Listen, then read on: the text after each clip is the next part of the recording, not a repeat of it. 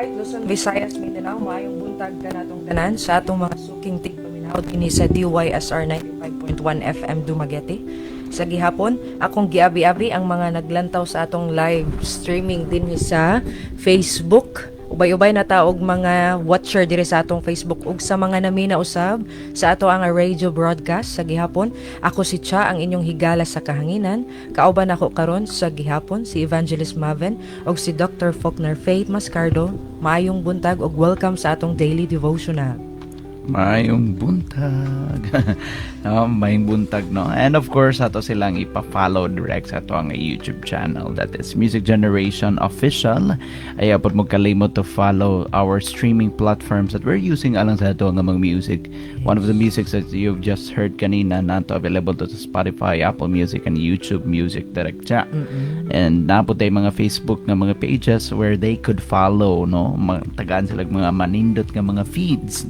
Especially this time around nga kanunay natong makita most often than not, no, sa social media are mga bad news. It's high time kita butang makapadasig na to. We have Counterflow for that. We also have CB Church Connect, Sips of Scripture. So i-follow na ninyo tanan, no.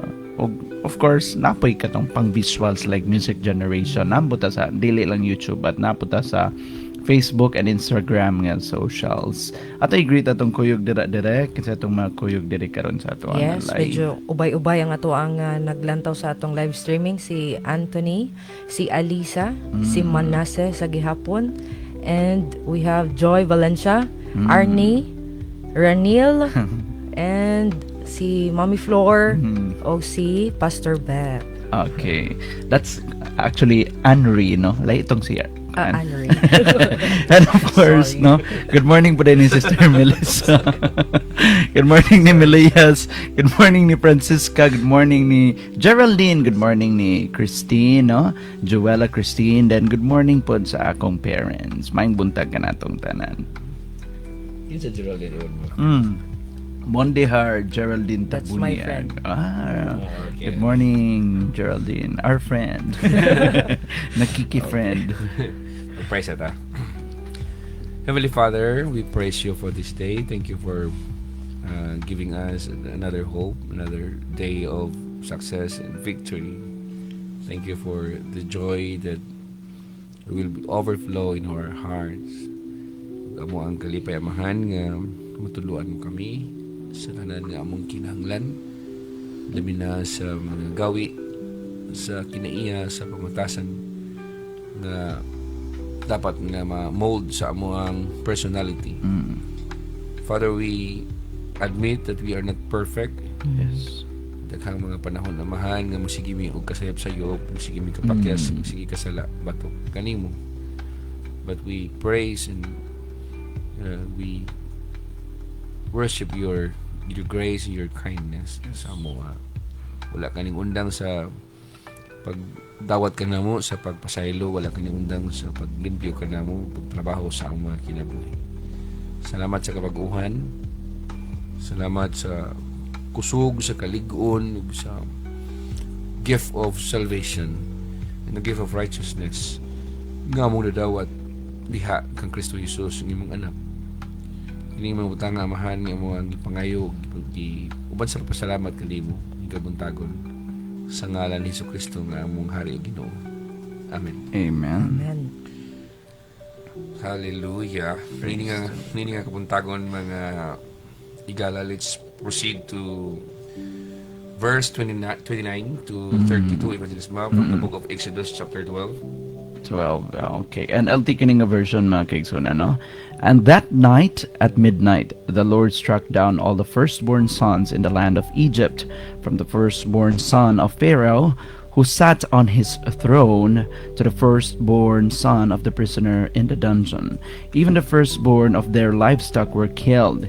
Pharaoh and all his officials and all the people of Egypt woke up during the night, and loud wailing was heard throughout the land of Egypt.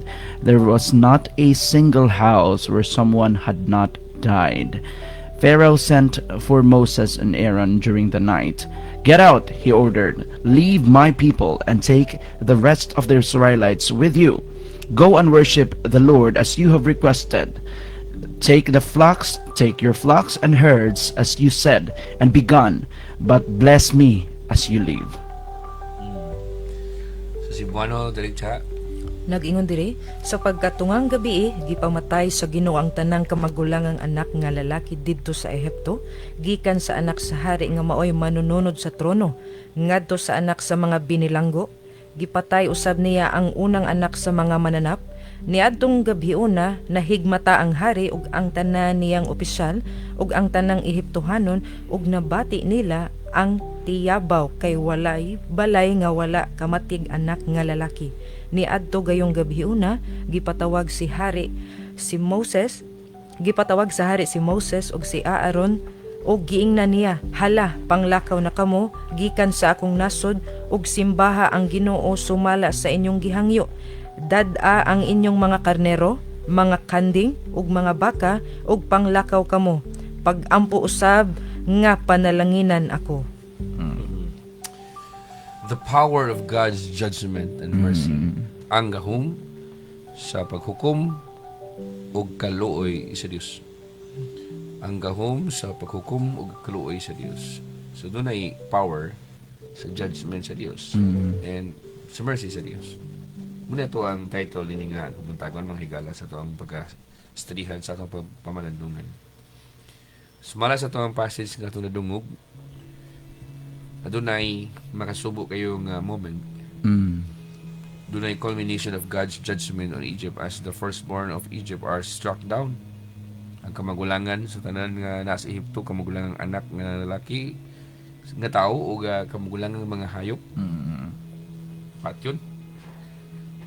Yet, behind this act of divine justice, we see God's mercy and sovereignty at work.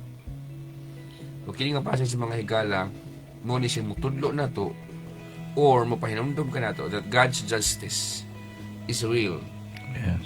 His mercy is available and His sovereignty rules over all. Kung nga na to nga timan-an karon, ang nga na to lang pagkalantaw on how God's judgment and mercy work together. Kung pangutanan na si Derek Chais, ang hustisya wag ang kaluoy sa Dios, mag-uban ba na sila? Yes, Dr. Faulkner. Magtrabaho ba na sila? Magkuyog ba na sila? Your answer is yes. So ito na siyang i-elaborate later. Usapon sa ito ang lantawon na rin how the people how should we respond bitaw kung adunay judgment sa Dios or adunay mercy sa Dios. Kung saan na ito pag-respond? And how judgment and mercy reveal God's character. Kung imo biyang lantawon ni siya dirigya kay ningon ang verse 29 sa pagatungang gabi gipamatay sa Ginoo ang tanang kamagulangang anak. Kinsa ni patay? Ang Ginoo mismo parmi. Ingon God is love. Muna ni Ron. Sulay ko noong reconcile na dirigya. Mamati yung Ivan Mabel mo. Iba sila si Mabel mamati mini mo. Sige na lang. Sa akong nasabtan ni Dr. Faulkner no sa kung mabase ko sa imuhang mga explanation, mabase jud ko sa imong explanation para at the same time nga ang Dios nga atong giilang mahigugmaon dili sa tanan nga panahon nga magpakita ra sa iyang soft nga batasan. Kinahanglan usab nga adunay pagdisiplina and kana nga pagdisiplina it could be nga naay pagpatay permit. Kay kinahanglan man na siya aron dili magpatuyang ang katawhan sa Dios nga paturatoy na lang or mahimo siya nga spoiled nga mga tawo mo nang kinahanglan na adyoy medyo sakit nga disiplina. Yeah. Pero wajud natubag nga ang Dios gugma niya nga patay man siya, di ba? Okay, gugma man siya. Unang mo patay. Tuwa kay gugma siya, patay siya. Sige lang, kailan ka pala ka direct sa ator na sigutan niya. Ivan Mav, unsa kani context ni ini nga passage, Ivan Mav? Alright, kani nga context na this the preceding verses describes the final plague, no, from the death of the firstborn as decisive act that compels Pharaoh to release the Israelites, no, tungod sa pagkamatay sa ilahang nga mga magulang, kinamagulangang mga kaanakan, no, nila ni Pharaoh and the rest of his people. He was urged to release, pabuyan ng mga Israelites. And God had commanded Israel to prepare the Passover lamb, which marks the marking atong mga doorpost mo katoy nagpa-silo, no, nakitaan man sa anghel sa kamatayon kato nga dapit, so gisayloan sila, wala nang matay ang mga Israelites during that time. And dire nakita po nato kung sa kagamhanan ng Dios that He struck down the firstborn of the Egyptians, including ang kinamagulangan nga anak ni Paraon. Mo'y nagkakos og adunay kanabitang gitawag nato nga national mourning, no, og ang reaction ni Pharaoh because of that event, which of course goes to say there was a desperation sa iya nga end, as a finality nga nag-urge kaniya nga finally iya nagyong pabuyan ang mga Israelites. Thank you, Evan Mao. Yes, Dr. Po. Okay, so doon natin tulo ka kamatuoran ni ini nga to ang pagkasigutan. Number 1, God's justice is real and consequential. Mo din sa direkta. Yeah, mingon ta nga God is love, pero kalimot God is just good. So, kada man gumingon ka God is love, usara na siya ka karakter sa Dios ang imuhang gi-describe. No. Ang sayop sa daghang mga preachers, labi nag ilahang wali, puro sa pang gitik-gitik silang kongregasyon. Nang lantawon na nilang ang usa ka batasan sa Dios. Ang Dios daghan siya attributes, daghan po siya og karakter. Ayo pagunhuna nga God is merciful, nga dili siya just. Yes, ang Dios maluluyon pero hustisya siya. Ang Dios lagi gugma lagi siya. What the problema? God is love, pero ay paghununa nga God is love period na diretso more na siya. Di siya kabalong suko, di siya kabalong bugal-bugal, di siya kabalong may BBI, di siya kabalong maglagot, di siya kabalong muhukom. Ay sayop ka. So, akala mo lang naan direk sana ka idea nga kada mingon ta God is love is just one of the characters sa Dios. Na ang Dios mo di ay hustisya. So hustisya, patyon ang angay patyon. Direkta, patyon ang angay patyon. Yun, buhion ang angay buhion, kaluyan ang angay kaluyan. Kani ni nga narrative, God's justice is real and consequential. Ngano man nilang giingon ani naman sila sa Dios, nganong gipamatay naman sila sa Ginoo ang ilang mga kamagulang anak nga lalaki dito sa Ehipto gikan sa anak sa Paraon nga maoy manununod sa trono ngadto sa anak sa mga binilanggo. Pati itong mga anak sa mga binilanggo iban ma nga mga kuan nga mga Ehiptohanon, mga Egyptians nga angin nga Mao lagi. gipatay usab niya ang unang anak sa mga mananap. So yun ang kana. And ngano man naabot na ang puntuha? Ang pangunta na, ngano naabot naman ni ang puntuha? Di ba mo naman ni ang culmination sa hampak ewan mo? Napulo kahampak or 10 plagues. Ngano niabot naman taning patay-patay sa mga kamagulangang anak. Kaya ang Paraon, gahi man siya. Katulad dito pa lang, una pa lang, pagpasign lang na ang Nile River naghimo siyang dugo kato pa lang dala og gibuhian na sila direkta di na mabot ani nga punto. Muna ang niingon ko nga God's justice is real and consequential tungod kay naay justice naay hukom kay resulta po na siya sa imuhang sala or kagay sa ulo or basta kay any violation nimo mo nang consequential kay consequence sa imuhang pagsupak sa balaod or sa mga instruction or sa kababuton sa Dios. Di po ka pwede nga hukman kang wa jud kay sala. Mao. Ngano ko patyon mo nang imong kamagulang anak nimo diri sa ikaw ikinig anak na laban nga anak ka karon. Ya ugma tamingan kada agi sa kamatayon. Kira. Ay lang. Uy, pati ulo mo dito. Hilag yung siya katawa-tawa siya. Mao. Saan naman nga ang kuha naman, escalate naman yun, nabot naman sa culmination. Pinakataas naman kayo na siya. So, dining panahon na, wala ay mablame ang mga tibuok nasod sa Israel. Dili si Moses, dili ang mga Israelites, kundi ang ilang gahig ulo nga, hari or Paraon. So, ayaw kalimot nga, the death of the firstborn demonstrates that God's justice is thorough and unavoidable. Di ka sibat ni ini, di ka kalikay ni ini. Di ka kalikay ni ini. Di ka pwede mingon niya nga makatago ako sa hustisya sa Dios. Di ka katago eh. And ang sala og ang pagrebuilde na ano siya consequences. Unsa man ang gibuhat day sa paraon ng gahi. Hindi man naman ang Dios buhiin ako mga katawhan aron musimba sila. Gahi ig ulo ang paraon diretsa. Gahi ig ulo. Katong lang unang hampak ni patuo siya ato di na maabot ani. Mao. Ikaduhang hampak ikatulo di na maabot na ni. So hadlok day diretsa sa kung naay badlong ang Ginoo ni mo dili ka magkadugay, magkagrabe. Ha? Unsa may masulti mo na diretsa kanang giingon ako magkadugay kang magpagahi sa Dios, maggrabe hinuon ang iyang hustisya sa pagsilot nimo. Kulba jud sa kayo Dr. Faulkner. Daghang maangin sa imuhang pagkagahigulo bitaw mo say mahitabo ni ana. Exactly. Daghang maangin. Kisa way gahig ulo ani. Ang paraon naman. Ito ka na nangamatay. Tibuok, even mo. Tibuok, Exactly. Ehipto. Tibuok, Ehipto. So makita na ito delay that God's judgment in Egypt is an expression of His holiness and righteousness. Gitugan diha, gipadayag diha that evil will not go unpunished. And justice is rooted in God's character. Kung natin makita ang hustisya nga gipangayo sa Dios diha sa Biblia, nagagikan ka na siyang character diretsa. God is both merciful and just. Paliw ko basa diretsa sa Psalms chapter 89 verse 14 sa Cebuano. Psalms chapter 89 verse 14. Psalms 89 Verse 14. 14. Nagyon dire, ang katarong ug hustisya maoy patukaranan sa imong ginharian, ang gugma ug ang pagkamaunongon anaa sa tanan nga imong gibuhat.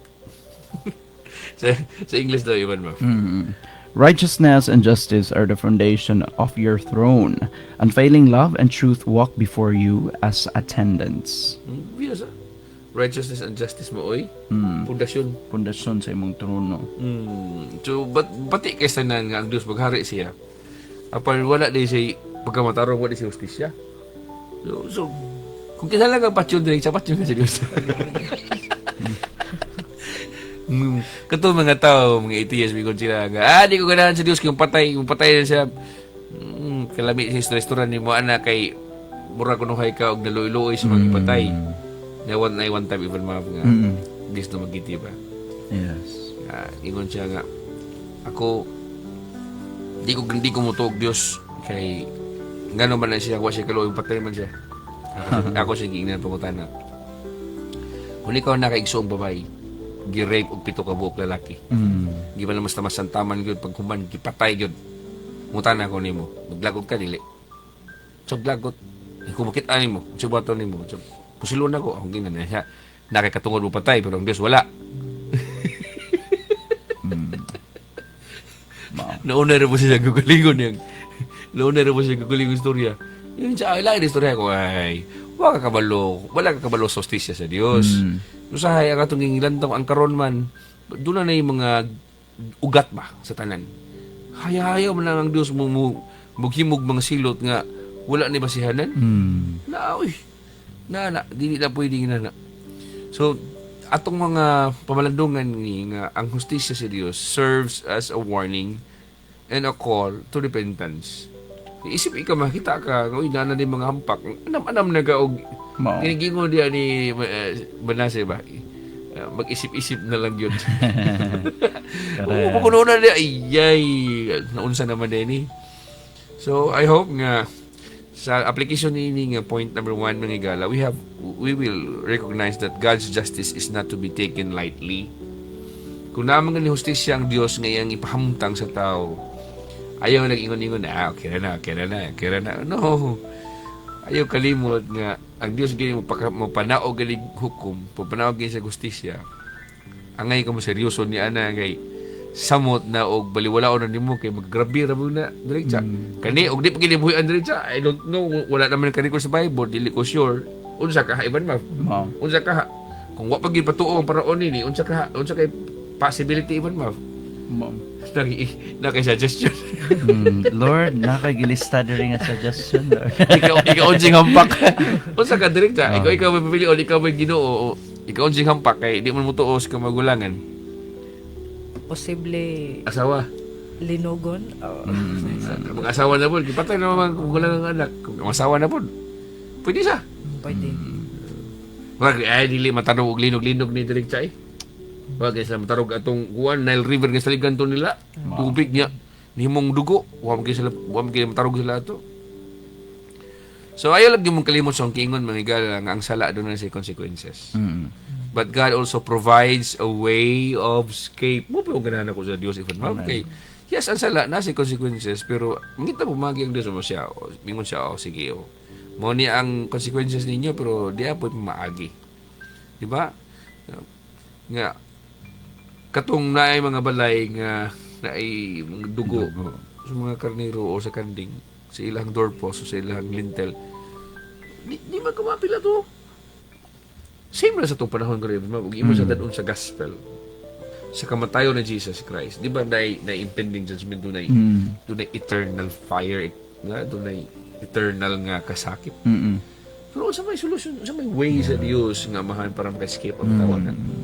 He gave us Jesus, no? Pinagi sa kamatayon sa atong Ginoo, as the gospel says, if we believe that Jesus died for our sins, and of course, ato siyang dawaton nga ato ang Savior, no? Pinagi sa iyang himo para kanato dito sa cross. Well, the Father says, by the word, of course, by the gospels nga, salvation is ours freely.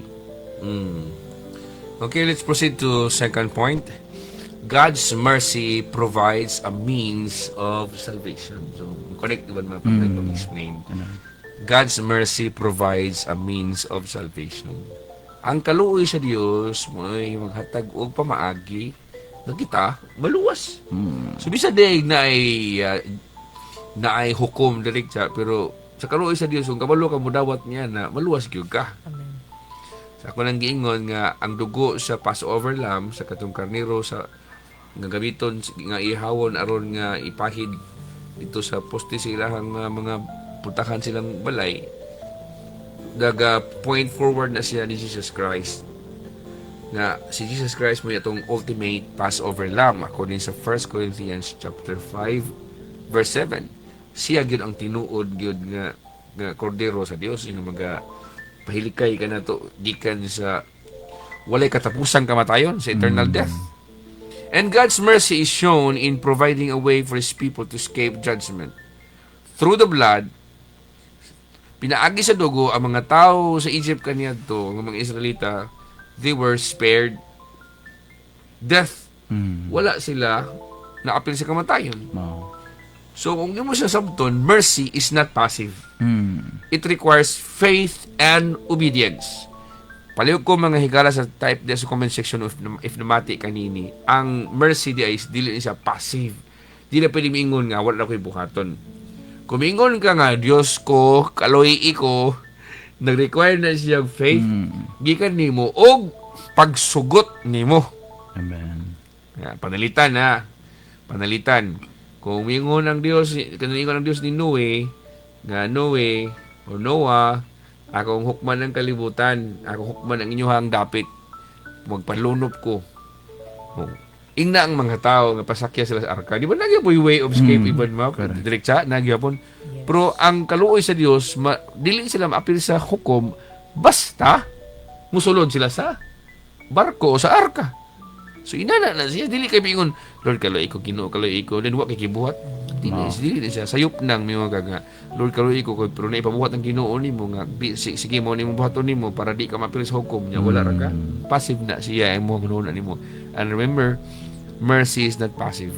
It requires faith and obedience.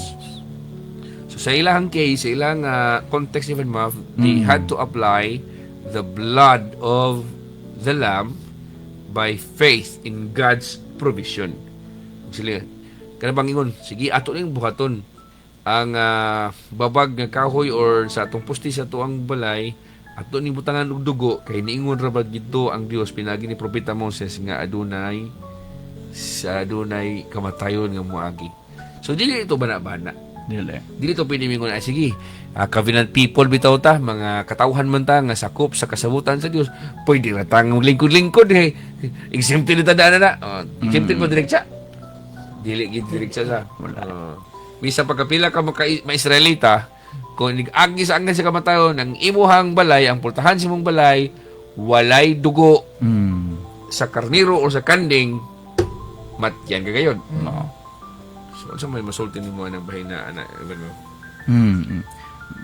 Well, mubalik yapon ta to bitaw usa sa atong mga nakatunan nga every time that God gives His judgment, aduna gid po ni nakalambigit nga mercy in such a way nga makita nato nga mohatag gid pod ang Dios og way out. If adunay lunop, nay arkang gikahatag.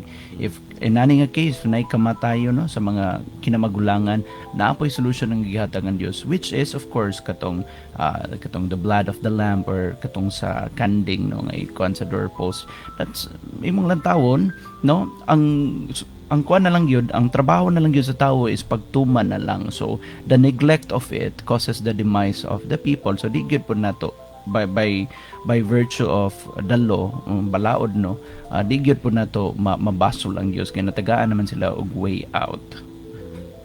Kung ari po ta sa ato panahon karon Ibn Mav, dunay a lake of fire. Lake of fire, yes. Doon na po Jesus Christ nga may atong tuuhan o dawaton sa itong kinabuhi isip nga mo'y master, mo'y Lord na to. Correct.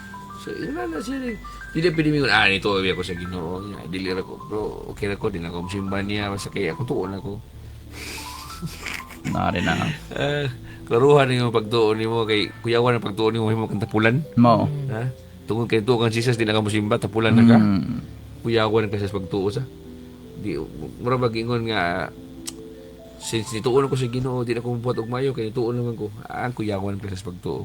Amen. That faith is patay na siya ng klase nga pagtuo. Number 3, manghigala, God's sovereignty commands immediate and obedient response. God's sovereignty commands immediate and obedient response. Ang pag-soberano sa Dios, ang pagkagamahanan sa Dios, ang pagkalabaw niya, nagsugo na siya kanato nga mutuman ta karon na dali na tumanon na to mo na siya response ng pangita sa Dios di kay unya-unya or para to ang Dios kay sovereign good siya unless di ka mo tuo nga ang Dios labaw pa nimo so kauban na anak nasugo sa mama dong palit itong bitsin onya rama dong palit itong bitsin onya rama dong pagtubitsin onya ra lagi ma hangtod nga cellphone gilabay gilabay sa mama kay mao day hindi mo tuman direkta kay sige day dudulog cellphone Mao. Ayo kalimot nga kung nakasulay ka og otoridad din sa kalibutan na kay manghod o na kay anak or na kay mga sakop nimo sa imuhang organization or sa imuhang company nga labaw pa ka nakitingog ug mahadlok sa nimo kay kung musuko ka, pwede mo sila nga patangtang sa trabaho or pwede mo bunalan nimo kung imong anak. Samot ang Dios Ibn Mav. Samot ang Dios. Correct. So, imo lang taon ma'am. Balik ko itong basa ko. Diretso ta sa verse 30 hangtod sa 32 sa ating sa Cebuano. 30. For 30 to 32. Nagyon diri niadtong gabhiuna nahigmata ang hari ug ang tanan niyang opisyal ug ang tanang Ehiptohanon ug nabati nila ang mga tiyabaw kay walay balay nga wala kamatig anak nga lalaki. Niadto gayong gabhiuna gipatawag sa hari si Moses ug si Aaron ug giingnan niya, hala, panglakaw na kamugikan sa akong nasod ug simbaha ang Ginoo sumala sa inyong gihangyo. Dada ang inyong mga karnero, mga kanding ug mga baka ug panglakaw kamo. Pag-ampo usab nga panalanginan ako. Katilaw lagi. Katilaw lagi. So, ang pagdali-dali nga response ni Paraon nag-illustrate ni siya that God's sovereignty over rulers and nations cannot be thwarted. Mao. Ha? Bisa pag mingon nga example, mingon tag kinsa may hawd-hawd sa Russia. Ha? Si Putin. hawod-hawod ang mga president or mga prime minister sa mga lain nga mga kanasuran. May kung ang Diyos, may manugo nila di sila patuon. Tuon di mo kaskapo na sila sa lato sa Diyos. Bisa pagkapila na sila bisa pag United Nations pa mo reveal di sa Diyos direkta. Kung ang Diyos may maglagot, tago lang tanan. Tago lang tanan. Kaya sa Diyos lanayon ang earth mismo. Kaya na sa Diyos lanayon ang earth. Umiyon na Diyos maglagot ko ni ako nung kailabay sa adlaw. Ako kay tibol tennis ron. Ano to? Ang earth ba? Himoong bula sa pickleball ba? Ilabay yapak nito sa adlaw. Pwede ka na sa Diyos direkta. Correct. Kaya lang ang Diyos lang yun. Nalagi siya. Merciful lagi po siya. Iyan ang pong tarungon ba nga kung doon ay judgment, iya po pong ito pumagi o alang na itong nga mutuon na ko, alang na itong musabitar na ko, mao ni ang kanang way out mo ni ang pangpamaaging makaskapo mo nga di mo ma-appear sa silot. No. And God's command to Israel to leave quickly. Kaya mangingan ng saglita nga, bingo na nga hari nga biya mo na yun. So, nagpakita rin siya that obedience to His command is urgent and essential. Usahay kay anan mo taan ang unyara pa. So ayo kalimot mga higala sa itong pagtapos karon that God's sovereignty assures us that His plans will come to pass. His judgment and mercy are perfectly coordinated. So ayo lagi yung kalimot nga pwede man tamingon unya ra Lord, unya ra jud ko Ginoo, unya ra jud ko, pero ayo kalimot nga sa matag panahon nga maglangay-langay kita ra po'y nagpahamtang og consequences sa ato ang kaugalingon. Mas maayo nang mutuman tayo sa gingusugos sa Ginoo kay kita ra po'y mabulahan. Ano po langay-langayon na to? Kana gisugot ta sa Dios, makaayo na nato kay di mo nang buang-buang ang Dios nga nanugo na to. So unta nga dili nimo madala ang imong batasan sa imong panimalay nga unya ra pa. Ayo na dada. Kung ari ka sa Dios, ingna yes Lord right now. Karon dayon Ginoo akong tumanon. Mahigala dahil salamat sa pagkauban ang Diyos magapanalangin kanimo.